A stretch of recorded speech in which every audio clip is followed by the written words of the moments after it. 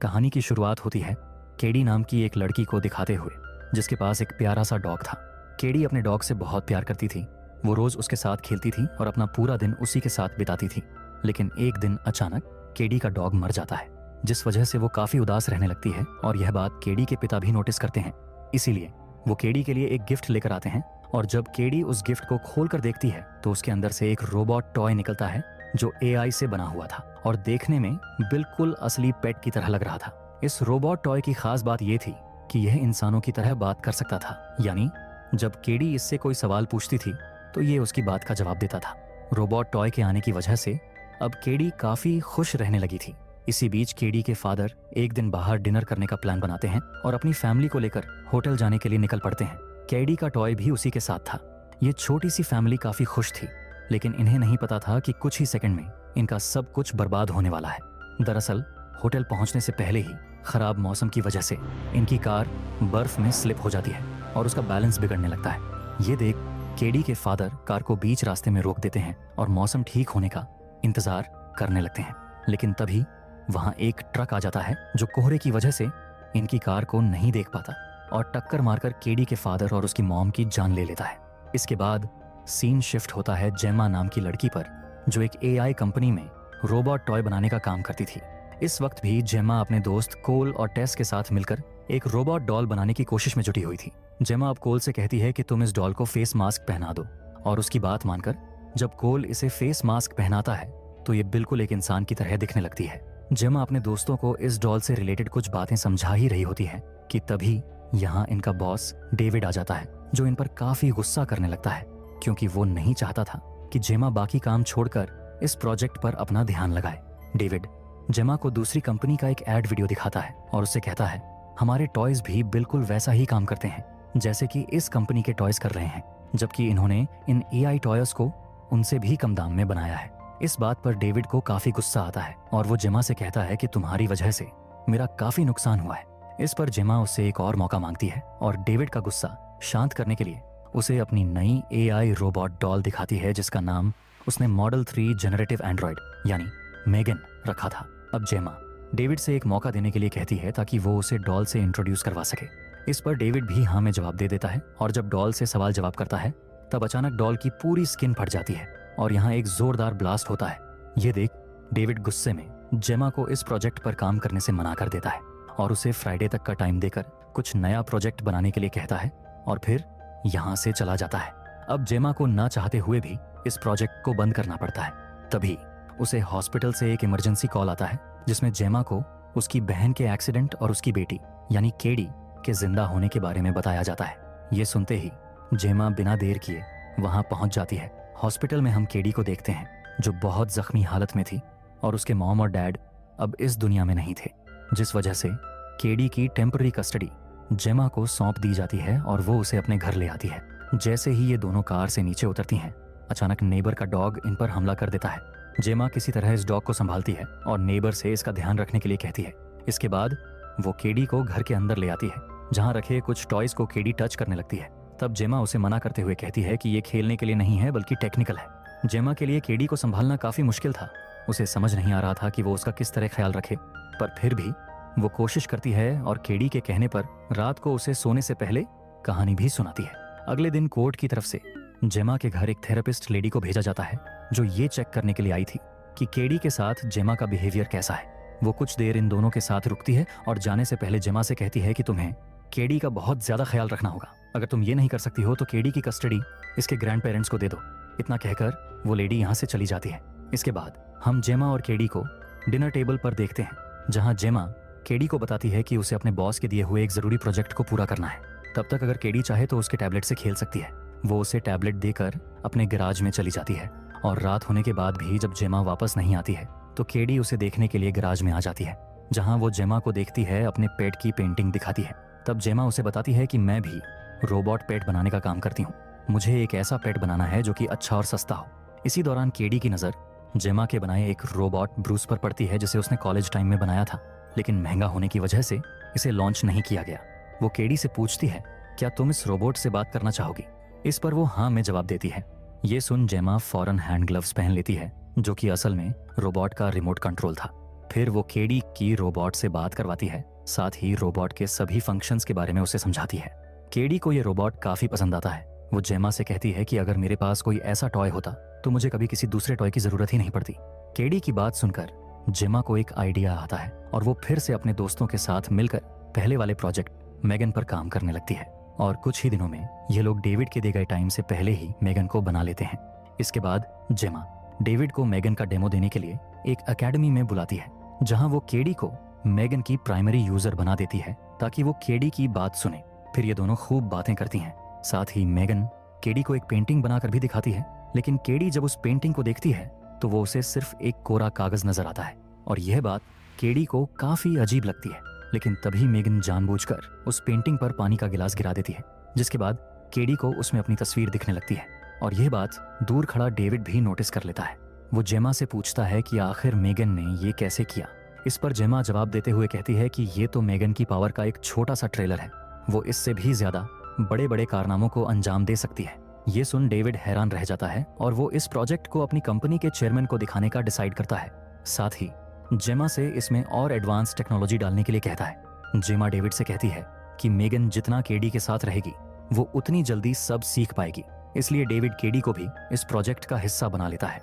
इसके बाद जेमा मेगन को अपने घर ले आती है और उसे अपग्रेड करने की कोशिश में लग जाती है ताकि वो बच्चों का उनके पेरेंट्स से भी अच्छा ख्याल रख सके।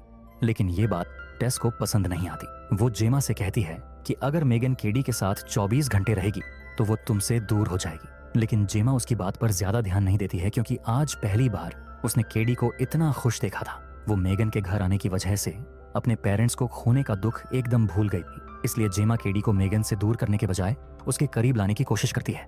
वो मेगन से कहती है कि वो अपना ज्यादातर टाइम केडी के साथ ही स्पेंड करे।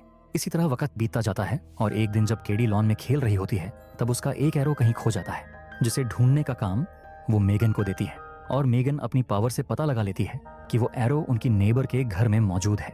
मेगन जैसे ही उस एरो को उठाने के लिए अपना हाथ आगे बढ़ाती है, डॉग उस पर हमला कर देता है और उसे अपनी तरफ खींचने लगता है। ये देख केडी उसे बचाने के लिए जाती है, लेकिन वो डॉग उसके हाथ पर काट लेता है। दर्द की वजह से जैसे ही केडी चिल्लाती है, जेमा फौरन घर से बाहर निकल आती है और गुस्से में अपनी नेबर को भला बुरा कहकर केडी को घर के अंदर ले जाती है।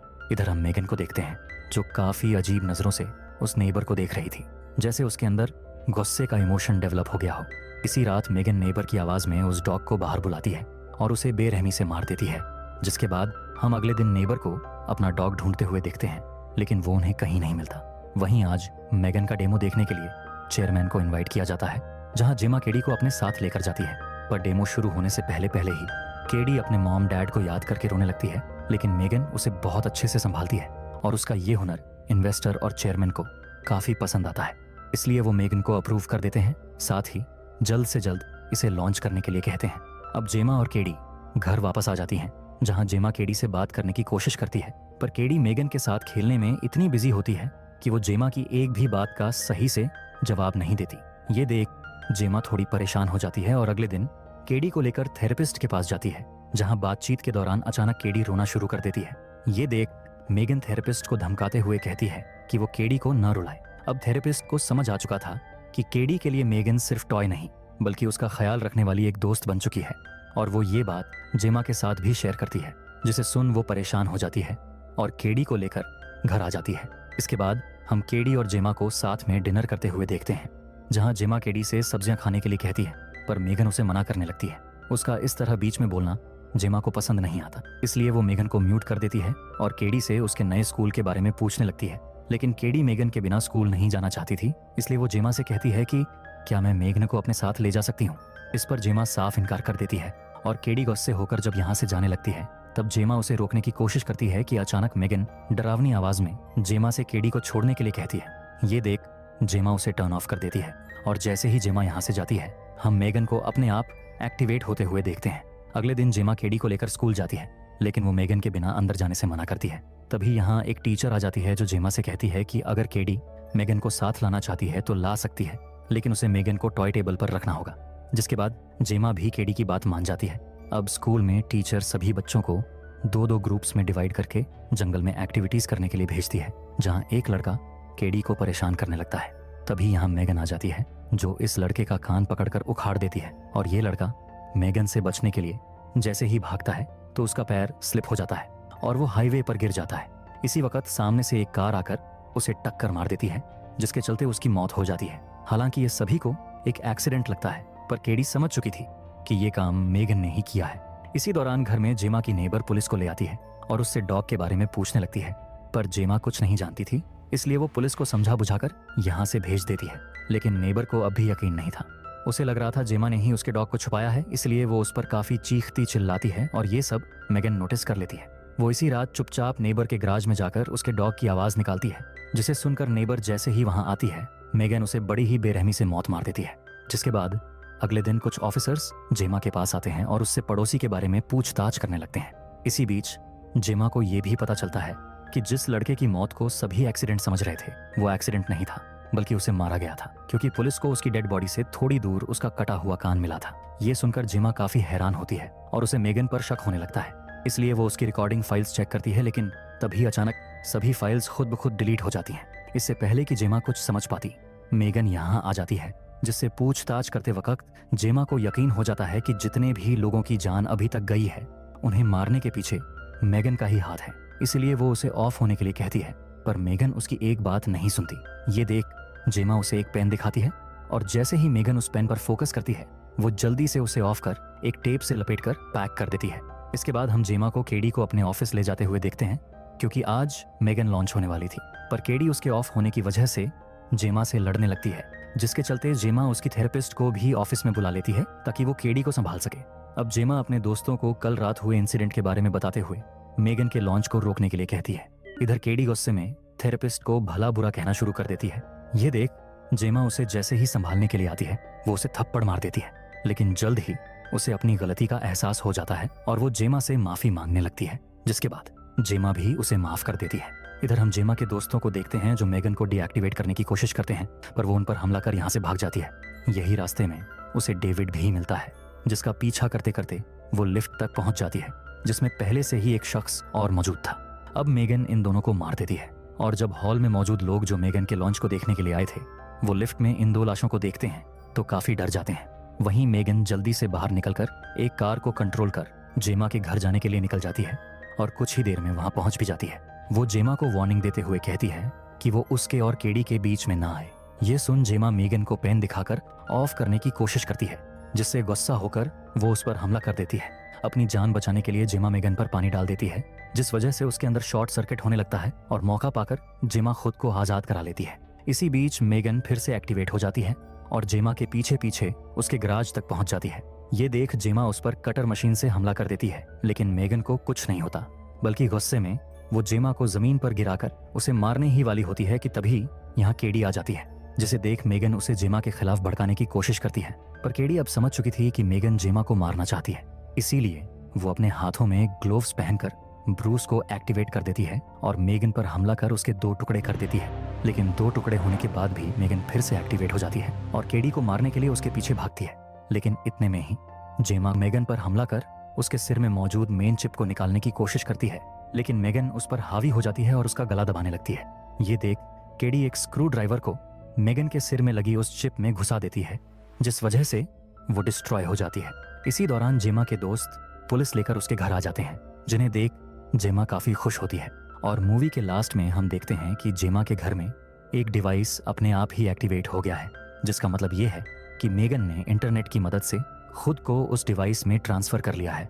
और इसी सस्पेंस के साथ ये मूवी खत्म होती है।